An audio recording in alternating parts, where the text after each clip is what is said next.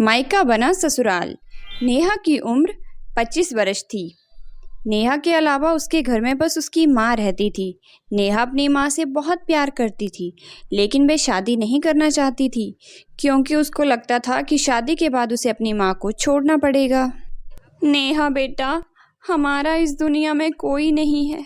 मैं चाहती हूँ कि अपने जीते जी तेरी शादी करवा दूँ। मेरी बात तुम्हारा क्या होगा बेटा? मैं समझती हूँ माँ, मैं शादी तो करना चाहती हूँ, पर मुझे ससुराल जाने से ना डर लगता है। देखो बेटा, शादी के बाद हर लड़की को ससुराल जाना पड़ता है। तुम मुझे बस ये बताओ कि तुम शादी किससे करना चाहती हो? माँ, मैं आपको छोड़कर नहीं जाऊंगी। अगर मैं चली गई तो आपका ख्याल कौन रखेगा? आप बिल्कुल अकेली हो जाओगी। तो तुम क्या चाहती हो नेहा? माँ, मैं ऐसे लड़के से शादी करना चाहती हूँ जो शादी के बाद मेरे साथ मेरे घर में रहे और मेरे मायके को मेरा ससुराल समझे। ठीक है, जब ऐसा लड़का मिल जाए तो उसे पूछ लेना कि वो तुमसे अपनी पत्नी की तरह प्यार भी करेगा कि नहीं। नेहा की माँ ने नेहा के लिए लड़का ढूंढना शुरू कर दिया। काफ़ी खोजबीन के बाद एक लड़का उनके घर आया। आकाश। मुझे तुम्हारी शर्त स्वीकार है नेहा। मैं तुम्हारे मायके में रहूंगा और तुमसे शादी भी करूंगा। आकाश की बात सुनकर नेहा बहुत खुश हो जाती है। उसे लगता है अब उसे ससुराल नाम की मुसीबत से छुटकारा मिल जाएगा। नेहा और आकाश की शादी हो जाती है। आकाश नेहा के घर में उसके साथ रहने लगा। नेहा बहुत खुश थी। उसे शादी के बाद भी ससुराल नहीं जाना पड़ा। कुछ दिनों के बाद, अरे नेहा, ये कैसे काम करती हो तुम? पूरा सामान बिखरा पड़ा है। सारा दिन क्या करती रहती हो? घर का काम भी ठीक से नहीं कर सकती? क्या हुआ माँ, आप इतना गुस्सा क्यों कर रही हो? अरे गुस्सा ना करूं तो क्या करूं? सुबह 9 बजे तक सोती रहती हो। ऐसे कौन करता है? अरे माँ, वो तो मैं पहले भी सोती थी। अब क्या हो गया? अरे अब तुम्हारी शादी हो गई है, अब ये सब नहीं चलेगा। अच्छा सुनो, शाम को खाने में कुछ अच्छा बना देना। आकाश पूरा दिन काम से थका हारा घर आता है, उसके खाने पीने का भी ध्यान रखा करो। शाम के समय आकाश ऑफिस से वापस घर आकर अपनी सास के पास जाकर बैठ जाता है। अरे आ जाओ बेटा, बहुत थक गए होगे। मैं नेहा से कहकर तुम्हारे लिए चाय मंगवाती हूँ। तभी नेहा वहाँ तैयार होकर आ जाती है। माँ उसे देखकर हैरान, इस वक्त कहाँ चल दी नेहा? ये खाने का वक्त है, देखती नहीं? ये कोई घूमने का टाइम है? जब देखो तब तैयार होकर चल देती हो। अरे कोई बात नहीं मम्मी, नेहा को घूमने जाना है तो जाने दो ना। नहीं, बिल्कुल नहीं। पहले घर के काम निपटाओ, फिर जहाँ जाना है जाओ। मुझे कोई परेशानी नहीं है, पर पति बेचारा पूरे दिन का थका हारा आया है, पहले उसके लिए चाय नाश्ता तो बना दो। ये माँ को क्या हो गया? बिना बात की मेरी सास बन गई है। जब देखो तब सास की तरह ताने मारती रहती है। अरे खड़ी खड़ी सोच क्या रही हो? जाओ घर के काम खत्म करो। कुछ दिनों के बाद, बेटा आकाश, अब तुम्हारी शादी को 1 साल होने को आया। मैं चाहती हूँ तुम लोग अभी अपने बच्चे के बारे में सोचो। नहीं नहीं, इतनी जल्दी नहीं, अभी मुझे कुछ साल जॉब करनी है। नहीं, अब तुम कोई जॉब वॉब नहीं करोगी। अब तुम्हें बच्चा कर लेना चाहिए, बाद में बड़ी परेशानियां आती हैं।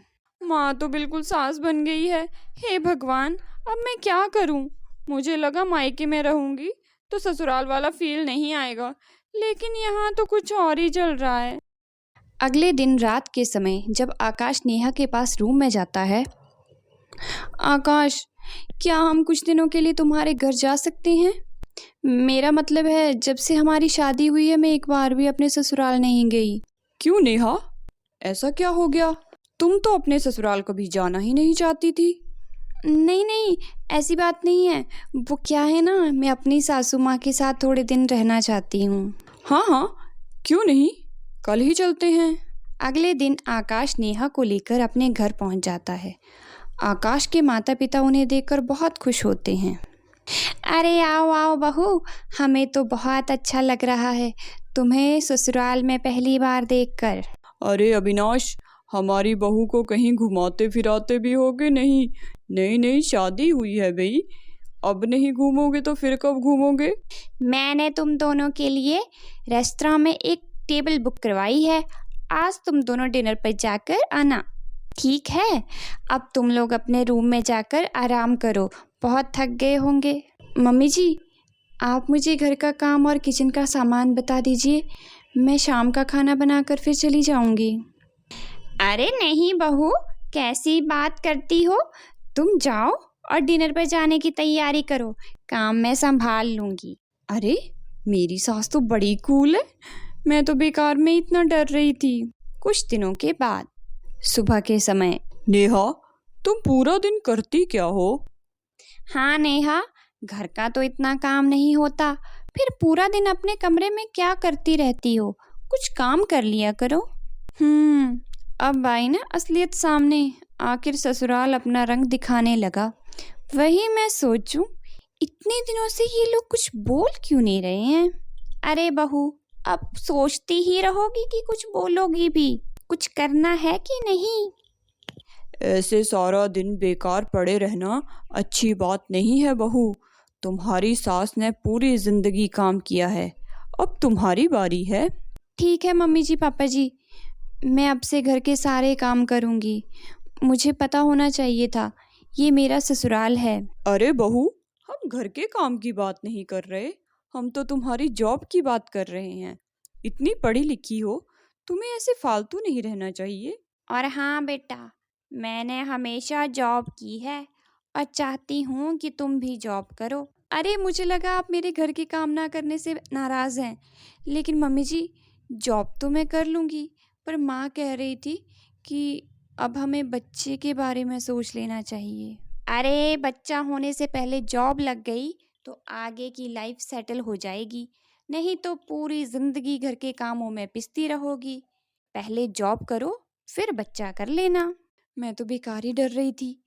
सबका ससुराल बुरा नहीं होता, मेरे सास ससुर तो कितने अच्छे हैं। यहाँ तो मुझे मायके से भी ज़्यादा अच्छा लग रहा है। अगले दिन, नेहा, अब हमें तुम्हारे घर वापस चलना चाहिए। वैसे भी तुम्हें तुम्हारे ससुराल में बहुत दिन हो गए। नहीं आकाश, हम यहीं रहते हैं ना, वहाँ जाने की क्या ज़रूरत है? अरे पर शादी से पहले तुम्हारी ही शर्त थी ना कि मायके में ससुराल की तरह रहना है। अरे नहीं, मेरी शादी के बाद मेरा मायका सच में मेरा ससुराल बन गया था और मेरी माँ मेरी सास की तरह बिहेव करने लगी थी। लेकिन मेरी असली सास तो कितनी कूल है ना। बस मुझे अपनी माँ की चिंता है, वो अकेली कैसे रह पाएगी। तभी नेहा की सास वहाँ आती है। तुम चिंता मत करो बहू, अब से तुम्हारी माँ यहीं रहेगी हमारे साथ। हम उन्हें अकेला नहीं छोड़ेंगे बेटा। अरे वाह नेहा, तुम्हारी तो सारी प्रॉब्लम सॉल्व हो गई। अब तो तुम्हारी माँ भी तुम्हारे ससुराल में तुम्हारे साथ ही रहेगी। ये सब सुनकर नेहा बहुत खुश हो जाती है।